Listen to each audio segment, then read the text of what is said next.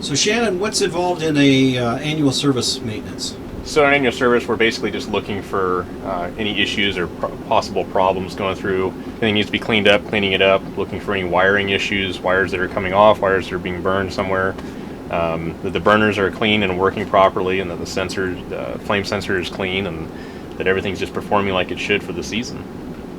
Right.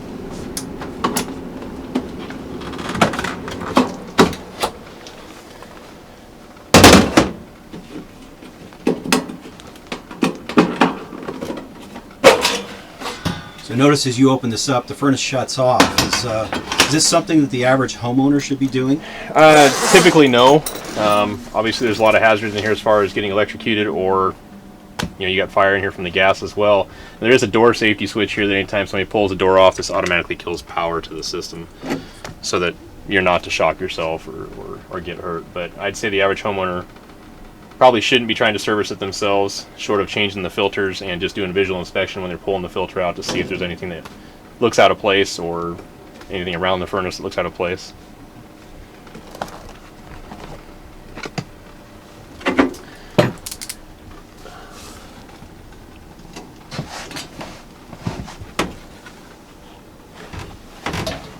I like to make sure that everything looks pretty clean, make sure that the blower wheel bearings feel good and that it spins well, isn't sloppy. Again, we're looking over all the wiring to make sure we don't have any wires that are rubbing somewhere and could become a potential issue or have gotten hot. If you're a homeowner, what are some of the signs that you look for to know that you might have a problem with your furnace? To know you have a problem with your furnace, one is sound. If you have an odd sound or a bearing sound coming from the blower motor when it starts or stops, or even during a run cycle. Vibration sounds. Sometimes with the burners, you'll notice if you hear the furnace come on, sometimes if you have burners that aren't lighting properly, you can get a small boom when it starts. Those are things you'd want to listen for on it. There are a lot of safety features in these furnaces to protect you, but if you're hearing odd sounds like that, obviously you want to check things out.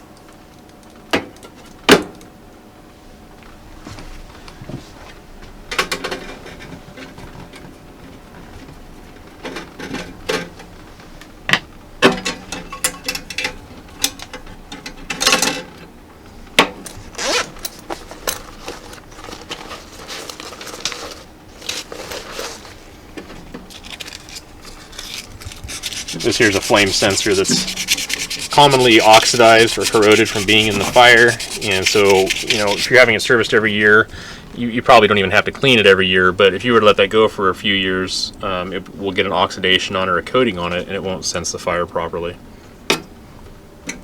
Does that cause the furnace to run inefficiently? Yeah, inefficiently and not warm your house up properly. So if that sensor is not sensing a proper flame, you could have a furnace that will not fire up and heat properly, or it may be intermittent, which is either way going to be inefficient and not heat the house the way you want it to heat.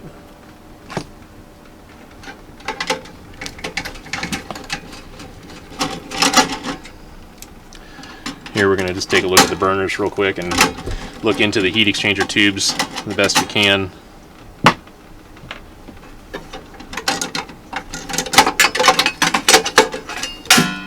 So this is where the real magic happens in cleaning the air? Yeah, this is where your fire's going through at. We want to make sure that we're not rusted or corroded on the burners or have any kind of lint or hairballs that can prevent the gas flow, or even spider webs that I've seen build up in the burners before where you don't get any fire out of them. These all still look very good.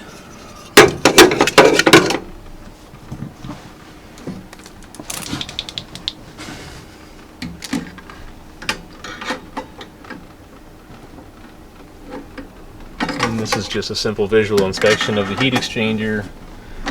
The best that you can see looking into them. You can't see an entire heat exchanger visually here. You'd have to run a scope camera into it or pull the furnace apart to do a 100% check on it, but that's not necessary unless you see indications of an issue or you suspect there's a problem. Then you'd want to dig a lot deeper and make sure you have a healthy heat exchanger. But this is a pretty new furnace, and by all indications, it's in great shape. So.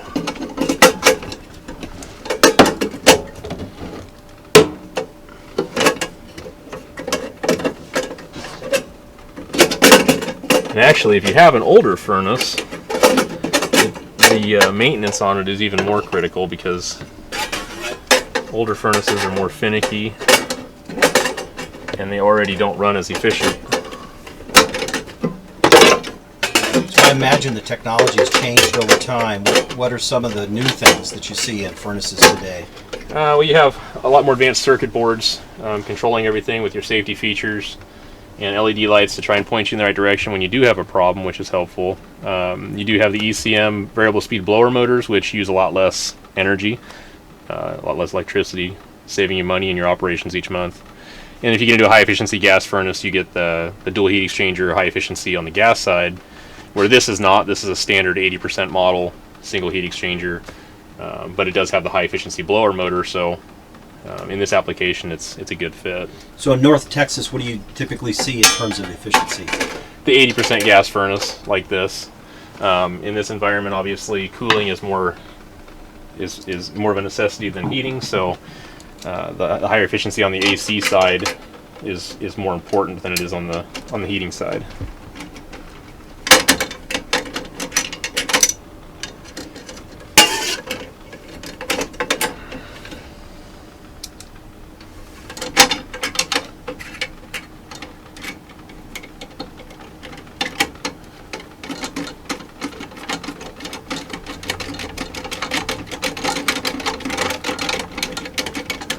Now, how often should the typical homeowner have this done? Annually. Industry standard would tell you every year have your furnace checked out, every summer have your AC checked out. Your filters are going to be a lot more important than that, depending on what you have for filters. If you have the thicker filters, you're looking at 4 to 6 months. If you have the standard 1-inch filters, usually it's every 3 months. I know we talked about the MERV rating earlier. Can you talk a little bit more about that? What is the MERV rating? So the MERV rating is how they rate the filter as far as the particles that it can filter out of the air. And MERV rating is usually from 8 to about 13. MERV 8 is kind of your standard filter that most people will buy. You get up to MERV 12, MERV 13. Most people are using that if they have allergy issues. But with the higher MERV rating filter, it does create more static pressure for the blower motor.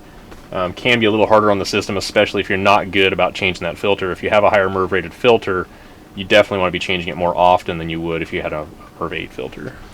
So I think we've got a MERV 12 in this application. How do things look even with that? Great. Everything looks good. Homeowners here are good about changing their filters. So as long as you're good about doing that, it's not a bad thing to do. And some people on the fan situation, some people like to run a constant fan 24/7 all year round, and there's nothing wrong with that. It does give you better air purification because you're filtering the air all the time. You will have to change your filters a little more often than the average person because you're filtering the air more, so you're going to dirty that filter up faster.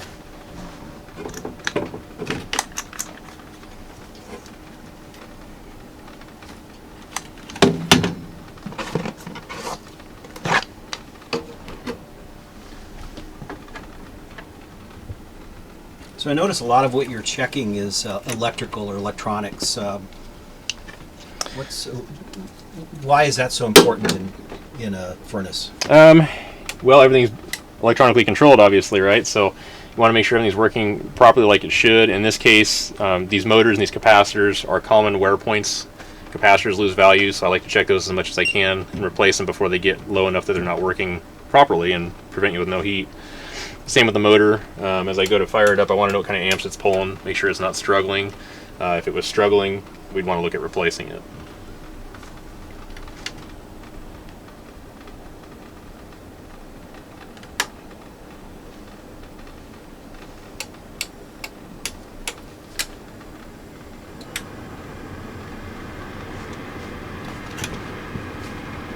And of course we're going to run it in a heat cycle and make sure the burners fire up like they should and that the flames look nice and blue like they should. And the fan is already running, so we can tell if we have any issues with flame dancing or blowing out of the heat exchanger, which would indicate a problem in the heat exchanger.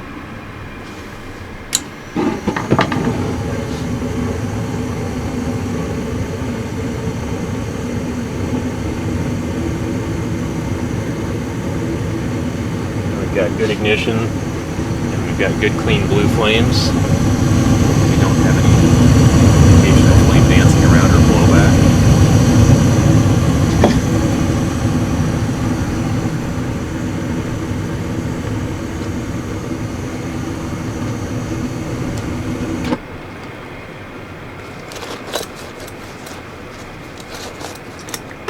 So what kinds of furnaces do you service?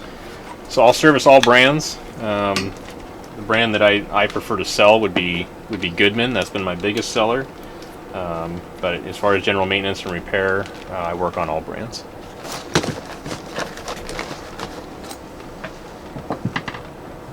Any horror stories that you can share of furnace maintenance? So I can't really think of any with gas or electric. However, I've done oil for a lot of years, and I did have one old oil furnace one time that blew back out at me that singed my eyebrows and covered me with soot. That was probably the worst one I can remember. Definitely not an environment where a do-it-yourselfer needs to work, right? Absolutely not. Yeah, that was a good learning experience for professional.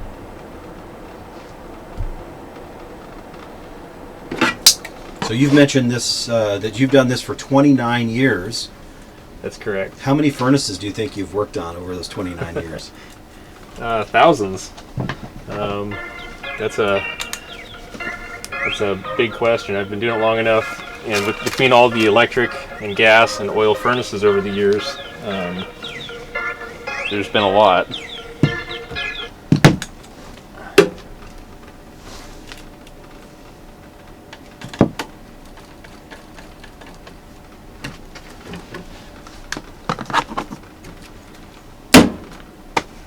I'm going to call this furnace in good condition and button it back up. Fantastic.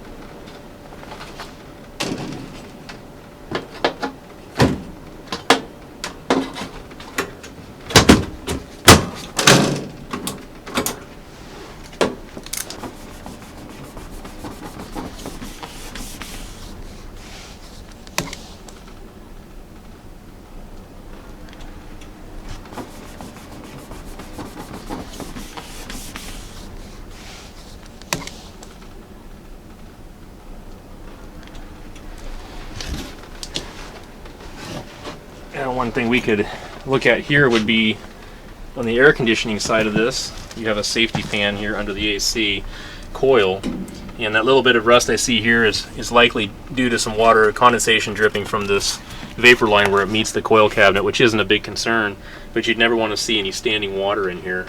If you see standing water in here, it does have a safety drain to come out. It also has a secondary backup float switch if the water were to build up in here that would turn the system off.